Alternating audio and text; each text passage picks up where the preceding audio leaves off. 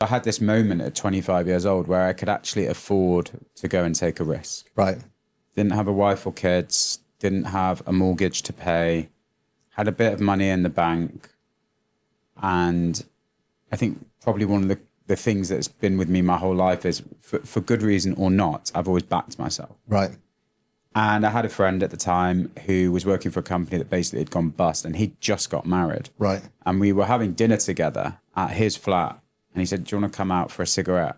I came out and he sort of said to me, he was sort of like, yeah, so I'm getting married. Place I'm working for is going bust. I need to make something of myself. I'm going to go and start a business. Do you want to come in with me? And I was just like, yeah. Did you know what it was? He was in real estate. Right.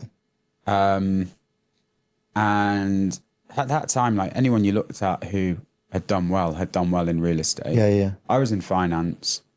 And we didn't really have an idea. We just knew that we were both going to go and do it together. Yeah.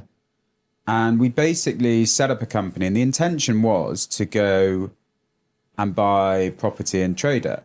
Right. Because the thesis wasn't particularly hard. The world had just fallen apart. Property prices had just crashed. This is 08, 09 Yeah. period. Yeah. Interest rates had gone to basically near zero.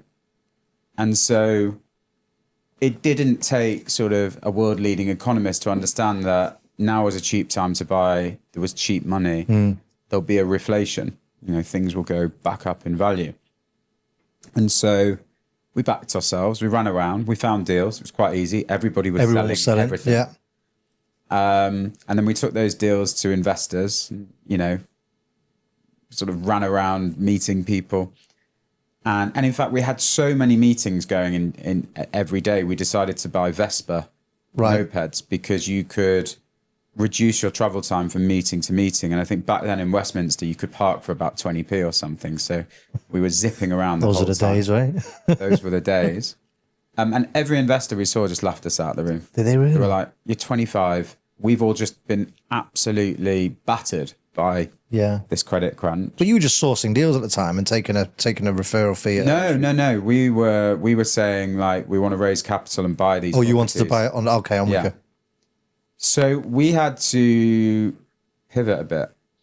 To give him credit, he's no longer my partner, but my business partner when we started said, "Listen, I've been working in shopping centres for the last couple of years, and the one thing I can tell you is the people that don't go bust are the charities." Yeah. And I think there's something there. So we went on Google, we looked up charities, and we saw there was 167,000 registered charities. And with some more research, you kind of realize there is, as a segment, a massive real estate player. Yeah. They own a lot of it. Yeah. They rent a lot of it.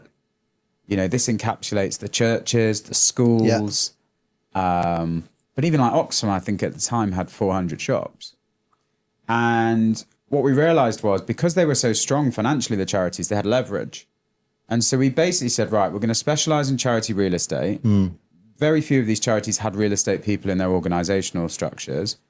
And we're going to go and negotiate on their behalf with landlords and get them rent discounts, and we'll work on no win, no fee. So like an ambulance chasing model. Basically. Makes sense.